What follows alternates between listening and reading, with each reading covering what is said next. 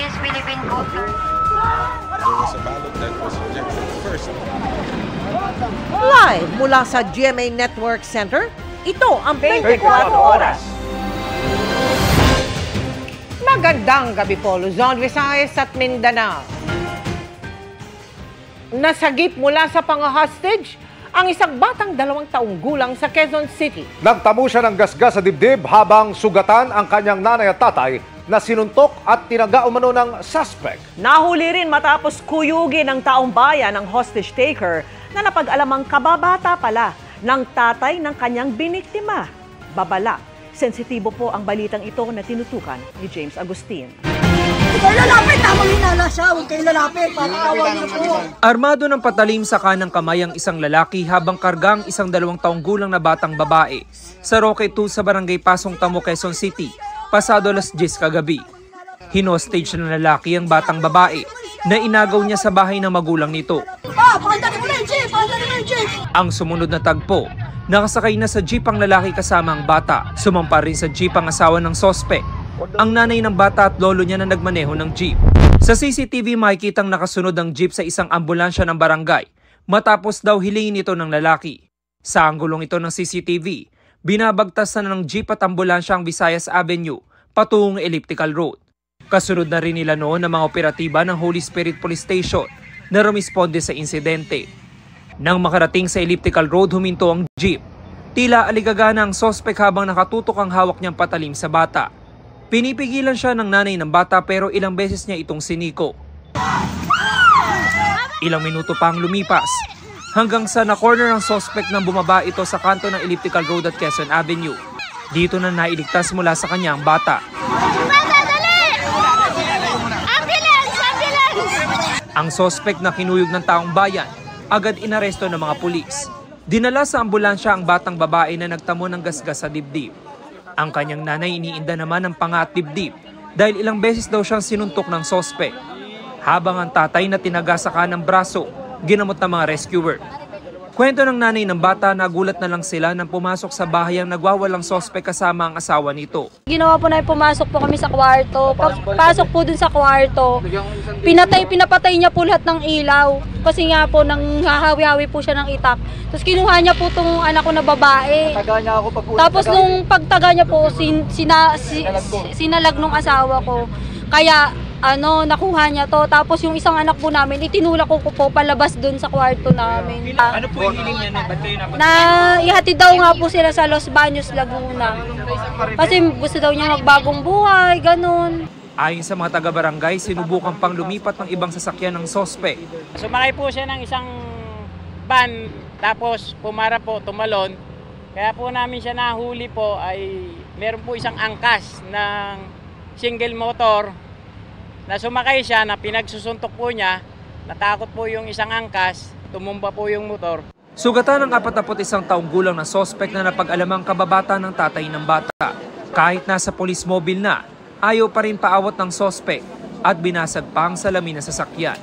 Nabawi mula sa sospek ang isang itak at isang kutsilyo na ginamit sa krimen.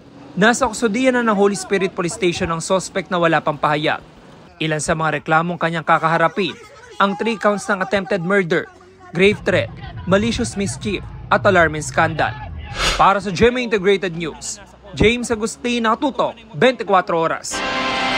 Balik Pilipinas na ang mahigit 170 mga Pilipinong pinangakuan ng trabaho sa Thailand. Pero ginawa lang scammer at tinorture pa sa Myanmar. Nakatutok si JP Soriano. Mula Pilipinas, nag-chartered flight ang ilang Philippine officials papunta sa Thailand para sunduin ang mga Pilipinong ni-rescue mula sa mga scam hub sa Myanmar. Narito nga po ang DFA at OWA upang sunduin po ang mahigit 170 na Filipino na biktima ng human trafficking. Sila po yung pinakamalaking batch na mapapauwi ngayong taon. Dahil ipinuslit pa Myanmar, Thailand pa rin ang huling tatak nila sa passport at lumalabas sa record na overstaying na. Pero pinayagan silang umalis agad sakay ng sundong chartered flight. Kabilang sa kanila si Rose, hindi niya tunay na pangalan, Kwento niya sa akin, nirecruit silang mag-asawa sa pamamagitan ng isang messaging app para mag-call center agent sa Thailand. Sa Hong Kong muna siya inilipad noon bago ilipad sa Bangkok, Thailand at isakay sa bangka pa Myanmar. Tinorture po nila kami ng asawa ko dun sa isang room. Tapos no food intake po ng halos 1 linggo po. Tuloy raw ang pananakit sa kanila kahit nang malaman pang buntis na si Rose. Tinutukan po ako ng barel. Kahit po nagmamakaawa na kami ng asawa ko, hindi po sila tumitinag. Talaga pong sinasaktan pa rin po nila kami. Kasama rin ang asawa nang i-recruit si Ron, di niya rin tunay na pangalan. Pero nang ibiyahe na sila papuntang Myanmar, pinaghiwalay silang mag-asawa. Hiwalay po. Nagulat po kasi hiwalay kami ng doon na po ako na doon. Kalauna nakita rin silang mag-asawa matapos silang ilang beses ibenta ng kanilang Chinese employer sa Myanmar. Para walang taka, sinunog ng Chinese boss ni Ron ang kanyang passport. Makaawa na po ako sa Chinese na sana makalabas kami. Hindi po ako pinayagan. Ang ginawa po, binenta ulit kami. Yan po ako nangyari. Binenta ako sa kabilang part po. Ibang part naman po yun. The only reason na umuwi sila ngayon is because nagsasara yung mga scam factories because the Thailanders shut off the kuryente and the internet, no? So this is a trilateral cooperation nila with Thailand, Myanmar and China. Ilang Pilipino pa ang nasa mga scam hub sa Myanmar, Cambodia at Laos. Pero tukoy na, lahat sila idinaan sa Thailand. Although we can go to Thailand na walang visa, it doesn't mean we can work in Thailand. So if they promise you jobs in Thailand, baka kung saan kayo dadalhin. Naintindihan naman natin na talagang kailangan ng trabaho, pero huwag na sa ganitong paraan. Pagbalik nila sa Pilipinas, hininga na sila ng mga sinumpaang pahayag para makasuhan ang kanilang recruiter. Tatanggap din sila ng tulong mula sa gobyerno. Para sa GMA Integrated News, JP Soriano, nakatutok 24 oras. Ang Rodrigo Roa Duterte.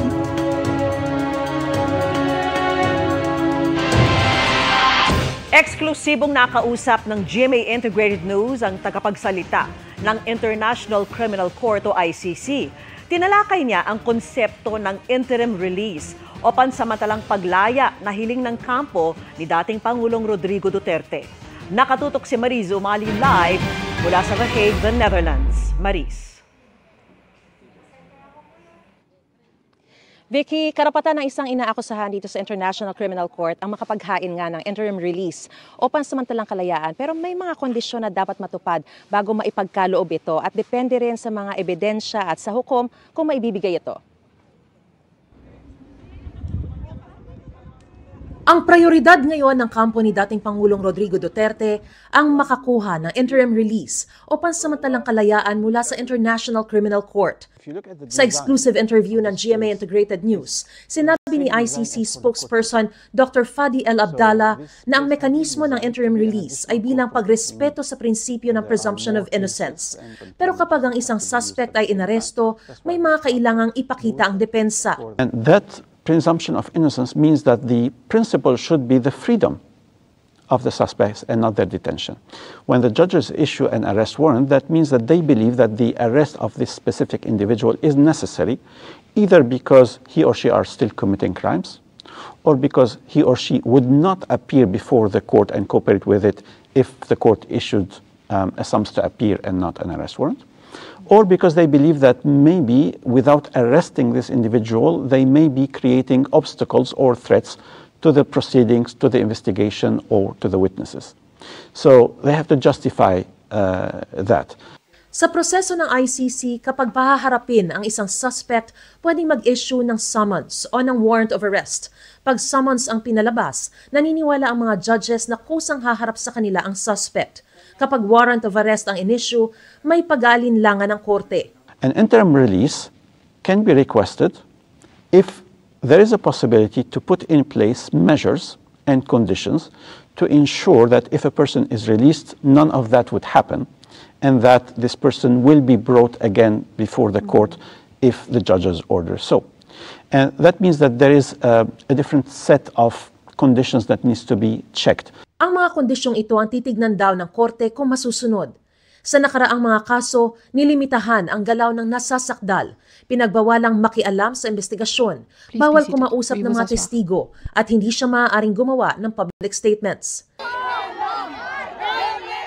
Sa kaso ni Duterte, ang gusto ng kanyang pamilya, pabalikin siya sa Pilipinas. Ang sabi ni Dr. Al Abdallah, mahalaga kung payag ba rito ang bansa kung saan pakakawala ng suspect na makipagtulungan ito at susundin ang mga kondisyon na kaakibat ng interim release. Does this country accept this release? If the courts is ordering certain conditions and measures to be put in place to ensure that he will not be in contact with this or that he will not be threatening the investigation, that he will be brought again before the court when the judges order. Does the country accept these conditions and measures or not, and so on. So as a matter of general principle, there is all these conditions and questions need to be discussed before the judges, and then the judges will decide whether or not to grant an interim interim release with or without conditions, as I mentioned. Nasa kamay rin daw ng ICC judges kung saang bansa ibibigay ang kustodiya ng suspect. Now, as a matter of principle, the ICC can enter into general agreements for interim release or for other purposes with different states, but can also enter into ad hoc agreements with certain states for specific cases. Isa sa isyu ng kampo ni Duterte ang paraan ng kanyang pagkakaaresto. Ang malinaw, sabi ng ICC, paano man naaresto si Duterte, nasa ilalim na siya ngayon ng jurisdiksyon ng ICC. At ang mga umano'y krimen na nangyari at inirereklamo sa kanya ay naganap ng bahagi pa ang Pilipinas ng Rome Statute. So crimes allegedly committed during this period in Philippines were under the ICC jurisdiction and remain under the ICC jurisdiction.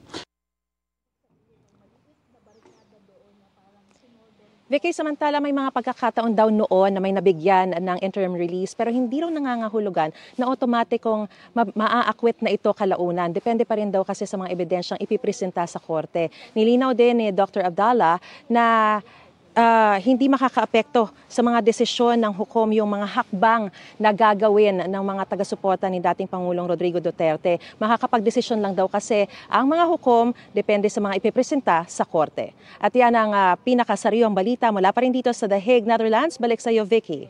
Maraming salamat sa iyo, Mariz Umali. Sinusubukan pa po ng GMA Integrated News na kunin ang reaksyon ng palasyo kaugnay sa sinabi nga ng ICC na mahalaga kung papayag ang bansa kung saan pakakawalan ang isang suspect na makipagtulungan at sundin ang mga kondisyon na akakibat sa interim release. Sa ibang balita, opisyal ng tag-init ngayong tapos na ang amihan season. Ang tanong, gaano kaya katindi ang init at alinsangan sa mga susunod na buwan? Nakatutok si Mark Salazar.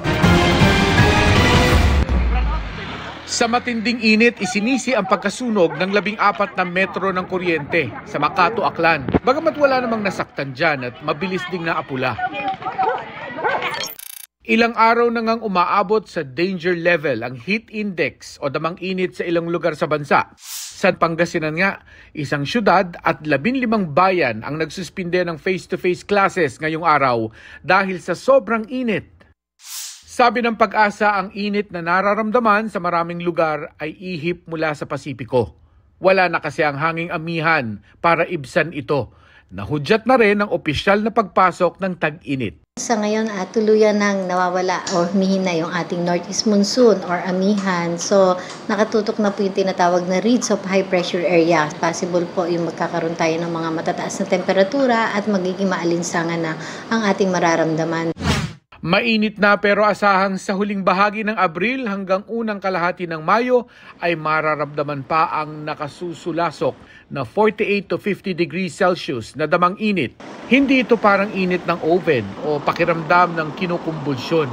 Ito yung hindi ka naman pinagpapawisan pero hindi ka makahinga at masakit ang ulo mo hanggang sa sukdulang mawalan ka ng malay. Ibig sabihin lang yan, maaaring mahihirapan tayo makapag-release ng ating mga pawis o yung sweat natin, hindi tayo mapawisin. And syempre magkakaroon tayo ng tinatawag na heat exhaustion or yung heat stress or yung heat cramps. Ito, yun yung mga possible. Mataas yung alinsangan natin, so talagang yung discomfort level natin na talagang tipong sasaktan yung ating ulo, mahihilo. Pero nag-iingat pa rin si Don Di Guerrero na pinahihirapan lagi ng tag-init bilang messenger na palaging nagmumotor at may edad na at high blood pa. Nagkaroon ako ng mild stroke 2019. Ikaw pala ang dapat mag-ingat. Hindi, kaya nga we supplement eh. Hindi natin titipid ang pera. Pag may konting extra, kailangan ito. Apektado rin ang mga estudyante, lalo yung mga nasa public school. Minsan masakit ulo. Sobrang init na po. Minsan po, di namin nag-uniform. Nag-white t-shirt na lang kami. Mas gusto pa nga raw ng ibang estudyante ang maulan kaysa sobrang init. Hindi po kompleto yung electric fan kasi sira po yung iba. Hindi pa po napapaayos.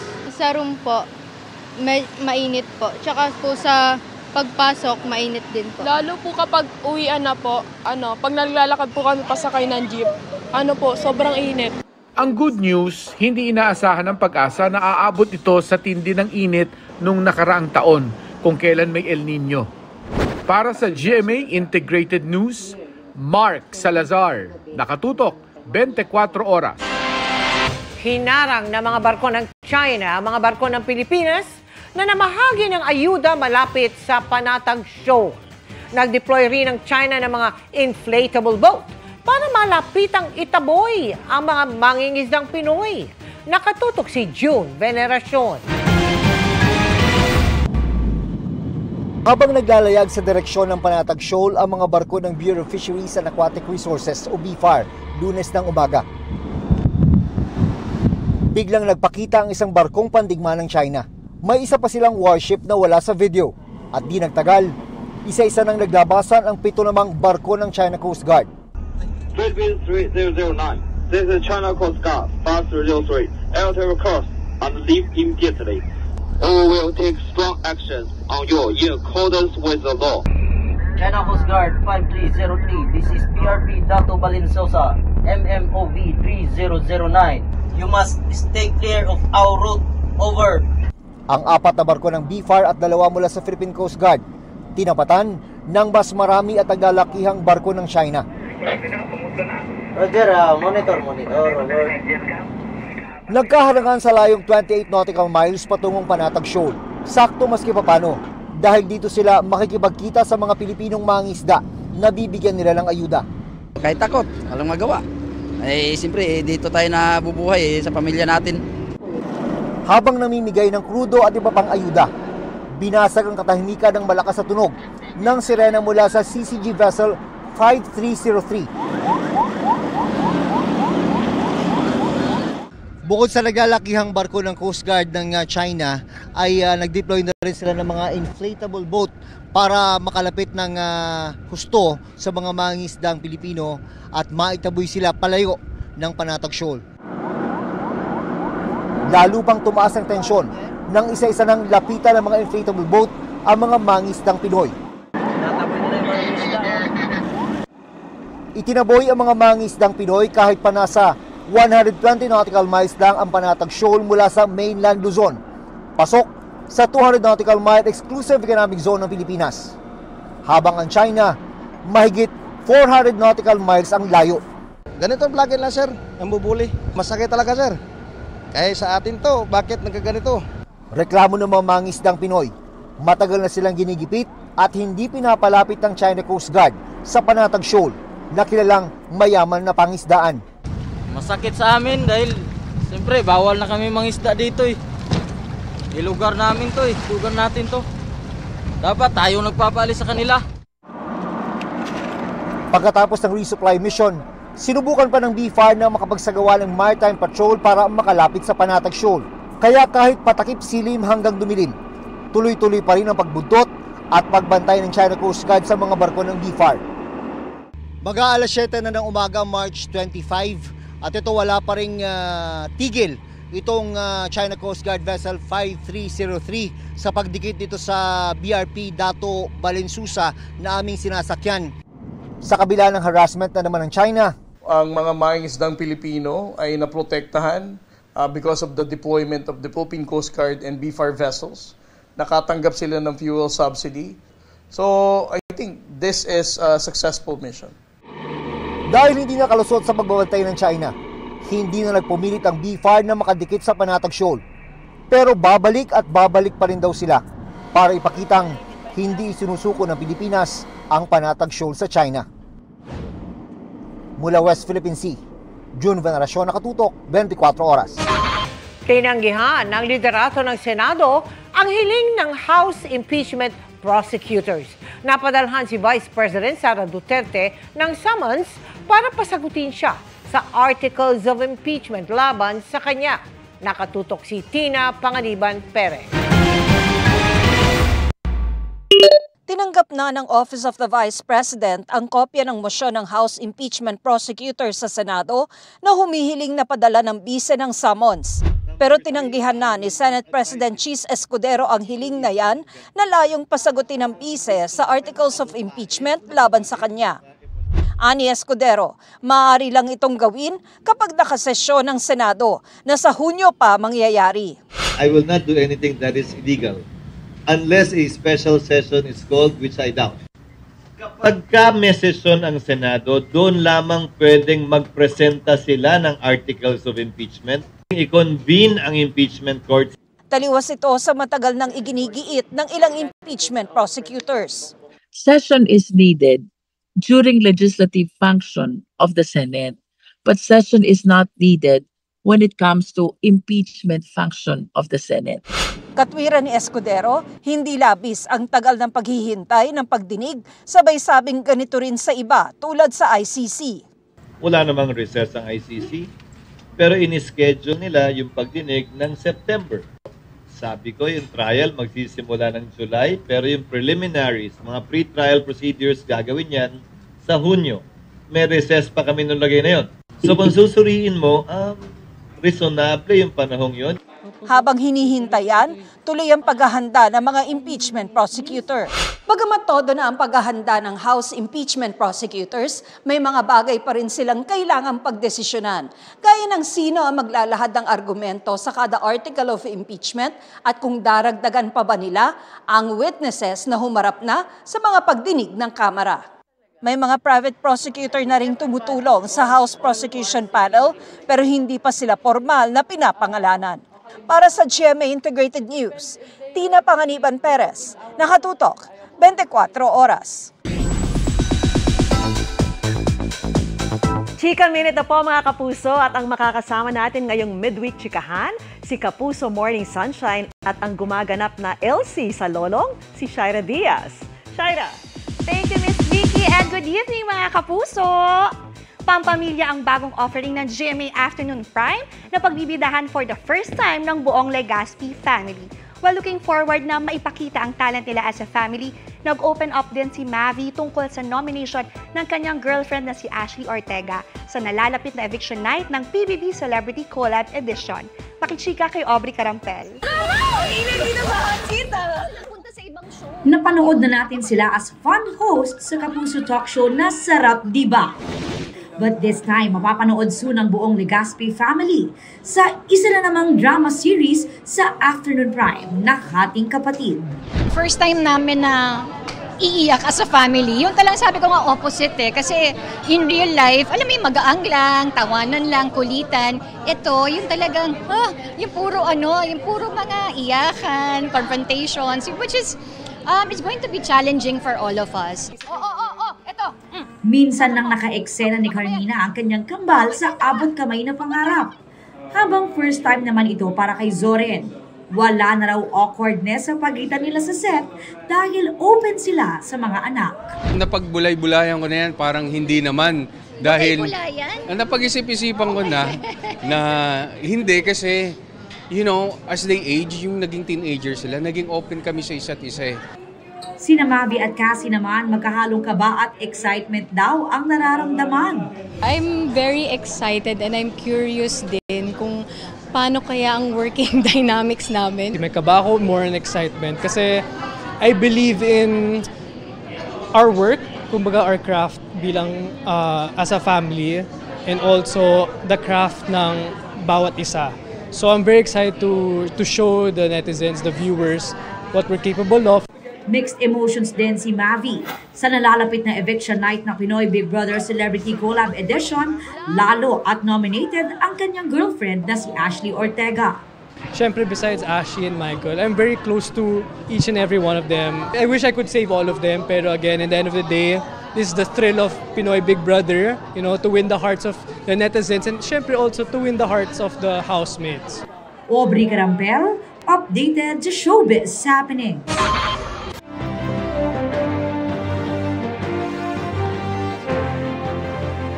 Kumala si Senadora Amy Marcos sa senatorial slate na ine-endorso ng kapatid niyang si Pangulong Bongbong Marcos. Ang dahilan sa pagtutok ni Mav Gonzalez. Matapos paimbestigahan ni Senadora Amy Marcos ang pag-aresto kay dating Pangulong Rodrigo Duterte, may mga punang hindi na binabanggit ni Pangulong Bongbong Marcos ang kapatid sa mga senatorial candidate ng administrasyon.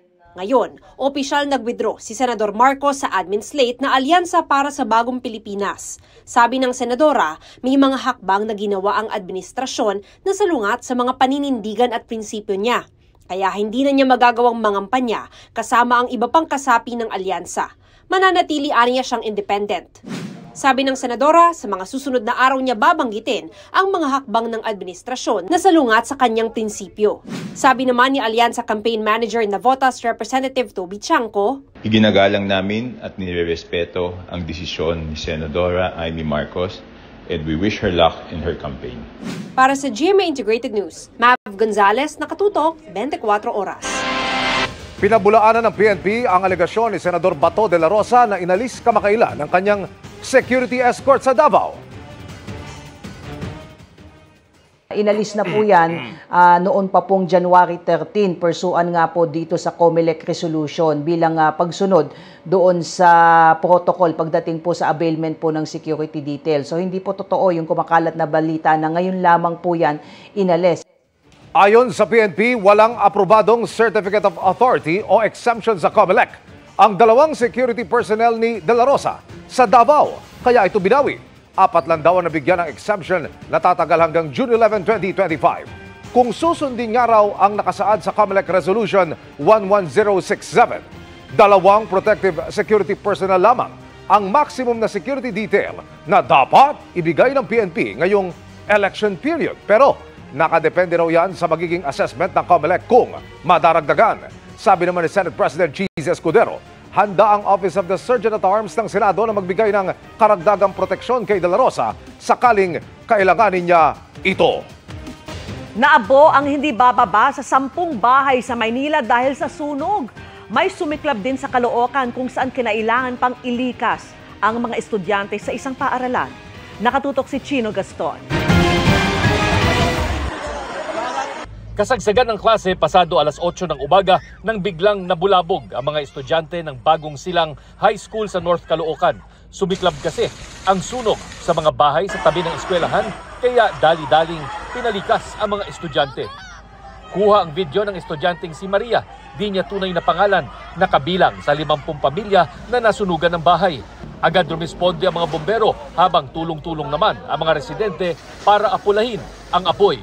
Pero dahil masikip ang pasukan sa lugar, sa loob ng paaralan pumuesto ang mga fire truck. Maraming balon here sa places namin. So sabi ko magtulong-tulong na po para iangat yung water. Para at least po maagapan yun dito kasi kakalat na po talaga siya. Ayon sa BFP Caloocan, inabot ng higit 1 oras bago idineklarang fire under control ang sunog. 30 bahay ang natupok ng apoy at 5 residente ang napaulat na nasugatan kasama ang babaeng ito na nagtamo ng lapno sa katawan. Iniimbestigahan pa po yung pinagmulan ng sunog ayon sa ating mga witness sa electrical possibly sa electrical, pero kuha pa po namin yan, bine-verify pa po namin. Pansamantalang tumutuloy sa evacuation center ang mga nawala ng tirahan. Sunog din ang sanhi ng pagkaabo ng hindi bababa sa 10 bahay sa Barangay 48 sa Maynila dakong alas 2:30 ng hapon. Sa videong ito, kita at dinig ang nagpuputukang kawad ng kuryente habang palikas ang mga residente sa lugar. Agad namang nakarating ang mga bombero kaya hindi na kumalat pa ang sunog sa mga katabing bahay. Walang nasawi o nasugatan sa insidente. Para sa GMA Integrated News, Chino Gaston, nakatutok, 24 oras. Inilabas ng social weather stations ang resulta ng kanilang pinakahuling voter preference survey para sa senador. Alamin sa aking pagtutok. Sa social weather station survey na kinomisyon ng Strat-based consultancy, 13 pangalan ang nasa listahan ng mga posibleng manalong senador sa eleksyon 2025.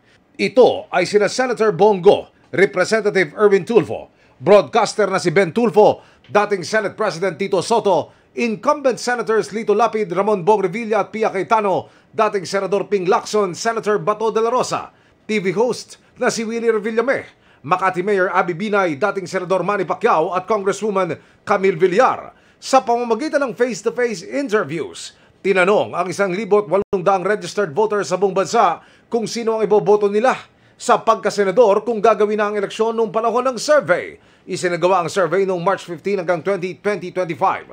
Ang survey ay may margin of error na plus-minus 2.31%. Para sa GMA Integrated News, Emil Sumangil, nakatutok 24 oras. Nagpaalam na ang malamig na amihan kaya mas dapat ng paghandaan ng lalong tumitinding alinsangan ngayong pumasok na ang dry season o tag-init.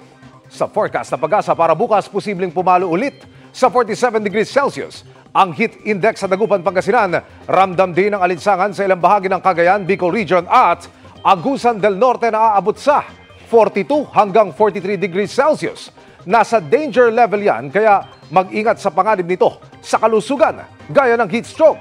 Sa Metro Manila, extreme caution din ang kailangan dahil posible ang 38 hanggang 40 degrees Celsius. Ang simula ng tag-init hindi nangangahulugang wala ng pag-ulan o sama ng panahon. Sa katunayan, patuloy na minomonitor ang low pressure area malapit sa Mindanao. Sabi ng Pag-asa, mababa ang tsansa nitong maging bagyo pero magdudulot ng maulang panahon. Easterlies naman ang makakaapekto sa iba pang bahagi ng bansa. Base sa datos ng Metro Weather, may tsansa ng ulan bukas sa Northern at Central Luzon, Mimaropa, malaking bahagi ng Visayas at halos buong Mindanao. Matitindi ang ulan sa ilang probinsya kaya maging handa sa banta ng baha o landslide. Posible rin ang localized thunderstorms sa Metro Manila, lalo bandang hapon o gabi.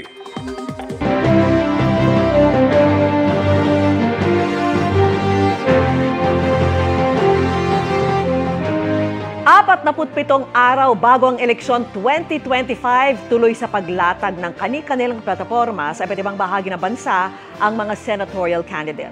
At nakatutok si Marisol Abduraman. Nangako magiging boses ng mga LGU sakaling mahalal si Abby Binay.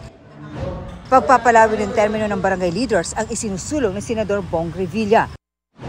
Proteksyon sa maliliit na mangingisda ang pangako ni Bonifacio Busita. Problema ng mga magsasaka ang inalam at naisutukan ni Alan Capuyan. Pagsulong sa musika, kultura at sining ang idini ni David De Angelo sa Bulacan.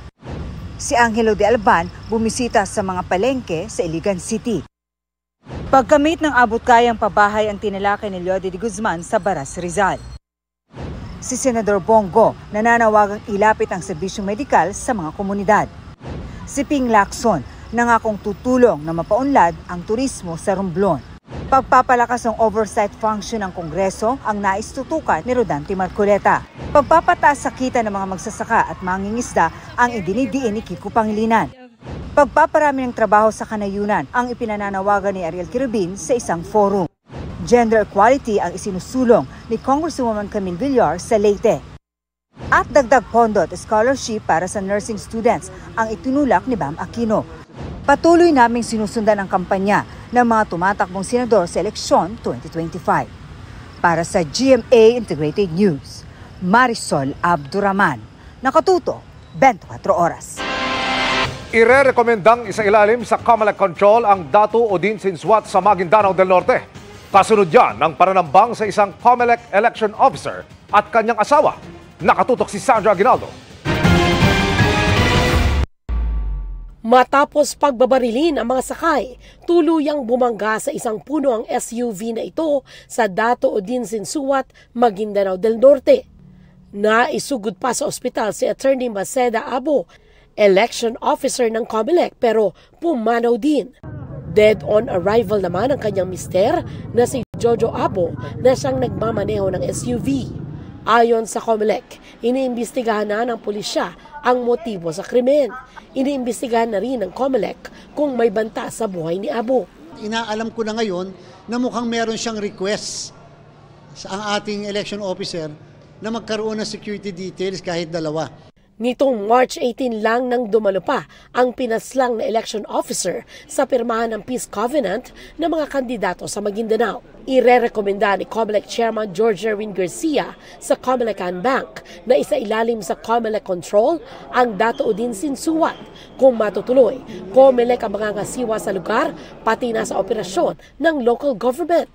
At kung kailangan, dadagdagan ang pulis, sundalo at checkpoint sa lugar. Kung kinakailangan, tatanggalan natin ang lahat ng gun ban exemption at the same time yung pagkumpiska ng lahat ng mga firearms na illegal dyan sa area. Kaugnay naman sa napaulat na umano'y pag-alis sa dalawang police security ni Senador Bato de la Rosa. So kung bigla kang magtatanggal ng kahit na sinong tao ngayon, kinakailangan pong alaman lang ng Commissioner Elections yung bagay na yan. So far po, opisina ng chairman wala pa po. Itinanggi na ng pulisya na inalis ang dalawang security ni De La Rosa. Samantala, mananatili naman sa balota ang pangalan ni Marikina City Mayor Marcelino Teodoro ayon sa COMELEC kahit pa inilagay siya ng ombudsman sa preventive suspension habang iniimbestigahan ang umano'y maling paggamit nito ng public funds. Para sa GMA Integrated News, Sandra Aguinaldo, nakatutok 24 oras. Pinaghahandaan na ni Kapuso actress Andrea Torres ang kanyang next project sa Afternoon Prime series na Akusada. Challenging daw ang role kaya kinailangan pa niyang manood ng isa sa documentary ng GMA Public Affairs. Makichika kay Nelson Canlas. Matapos ang magkakasunod na role na tumatak sa GMA Prime tulad ni Dayan ng The Legal Wives, Smell na yun. Sisa sa Maria Clara at Ibarra, at Sarina ng Love Before Sunrise. Are you stalking my fiancé? Bago at mapanghamong role ang bibigyang buhay ni Andrea Torres sa Afternoon Prime. Sa story conference ng drama series na Akusada, ikinwento ni Andrea ang pinaghahandaan niyang role bilang isang magtatahong. Kabilang sa preparasyon ang panonood nila ng isang GMA Public Affairs documentary. Yes, pinanood po namin yung isang documentary na ginawa ni Miss Cara David. Sobrang dami niyang natulong sa amin pagdating sa kung paano ko ipoposisyon yung sarili ko dito sa role na to. Ako mismo parang, wow, ito pala yung sa likod ng mga nakikita natin sa araw-araw natin na buhay. Ito pala yung pinagdadaanan nila. Ito pala yung proseso. I hope na makarelate sila at the same time, maging informative din sa kanila yung show namin. Ikaw umiiyak. May umaway ba sa'yo? Babe. Dati nang nakasama ni Andrea ang kanyang leading man na si Benjamin Alves sa isang episode ng Magpakailanman. Pero ito ang first time nila na magkasama sa isang mas mahabang proyekto. Si Benjamin, meron kaming ginawang isang memorable Magpakailanman episode. So, parang na-feel namin doon na para kaming team, para kaming love team, kahit na never pa kami nagsama sa isang show. Napanood ko siya sa Widow's War, sobrang galing niya doon. Ginulat niya ako. I've always been a fan of Ada. And yun nga, now we're after, I think that's 10 years ago, now we get to work together in a full-length project. Yes. Yes, and apparently they're gonna do a little bit of experimenting with the show to make it more fast-paced, make it more what the market or what yung mga kapuso natin, what they want at the moment. So, nakaka-excite. Makakasama nila sa Akusada sina Lian Valentin, Jennifer Maravilla, 38 PMPC Star Awards Best Supporting Actor for Drama Arnold Reyes, Princess Aliyah, Marco Massa, at child star na si Jordan Baldonido sa direksyon ni Dominic Zapata. Nelson Canlas, updated sa Showbiz Happening. Isinilbi na ng DILG ang suspension order ng Ombudsman kay Marikina Mayor Marcy Teodoro na iniimbestigahan dahil sa umunoy maling paggamit ng milyong-milyong pisong halaga ng pondo mula sa PhilHealth. Nagtalaga na rin ang acting mayor. Nakakalili muna kay Teodoro. Nakatutok si Ravi Tima. Designated to the position of City Mayor Sa harap ng Marikina City Hall, formal lang nanumpa bilang acting mayor si Councilor Romel Acuña, habang acting vice mayor ang kambal niyang si Councilor Ronnie Acuña. Utos siya ng Department of Interior and Local Government matapos ang preventive suspension ng Ombudsman kay Marikina Mayor Marcy Teodoro, kanyang vice mayor, 3 opisyal ng lungsod at 13 miyembro ng konseho. Sa dami ng mga sinuspinde, tanging ang kambal na konsehal at 3 iba pang miyembro ng konseho ang natira.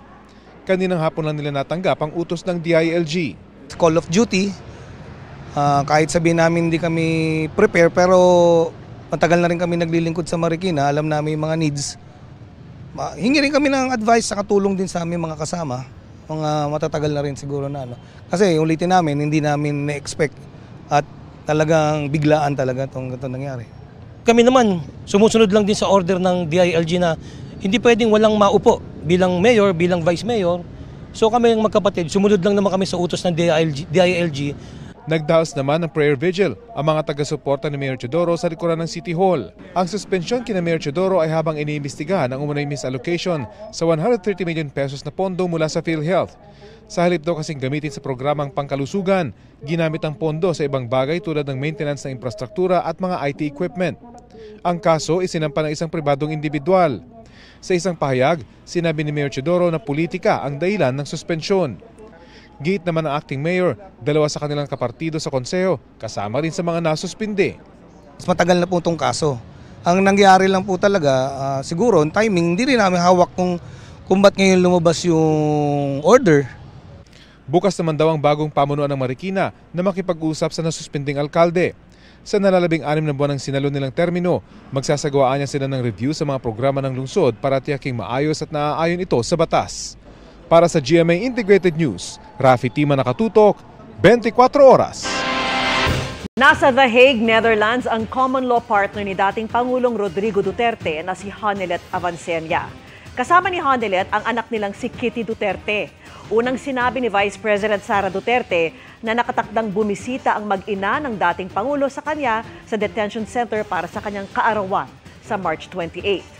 Nakatakda ring bumisita sa dating Pangulo sa The Netherlands ang ina ng bise na si Elizabeth Zimmerman sa Biyernes o sa Sabado. Mga kapuso, another heartbreaking moment ang hindi nyo dapat palagpasin sa lolong bayani ng bayan pagkatapos ng 24 oras. Mo. Si Isabel? O si Elsie? Ang asawa mo. Malalagay kasi sa panganib ang mga mahal sa buhay ni Lolong played by Ruru Madrid. Kaya dapat abangan kung maililigtas ba niya si Natia Isabel at ang acting role na si Elsie. Hawak na rin ni na Julio played by John Arcilla at si Donna na ginagampanan ni Jean Garcia ang iba pang mga taga-tumahan. Lahat ng yan abangan po ninyo mamaya bago ang pagsubok na haharapin ni Lolong sa pagsugod niya sa Maynila. And that's my chika this Wednesday night. Sa ngalan ni Ia Arellano, ako po si Shira Diaz. Miss Mel, Miss Vicky, Sir Emil. Thank you, Shira. Salamat sa iyo, Shira. At yan ang mga balita ngayong Miyerkules. Ako po si Mel Tiangco. Ako naman po si Vicky Morales para sa mas malaking misyon. Para sa mas malawak na paglilingkod sa bayan, ako po si Emil Sumangil. Mula sa GMA Integrated News, ang News Authority ng Pilipino. Nakatuto kami 24 oras.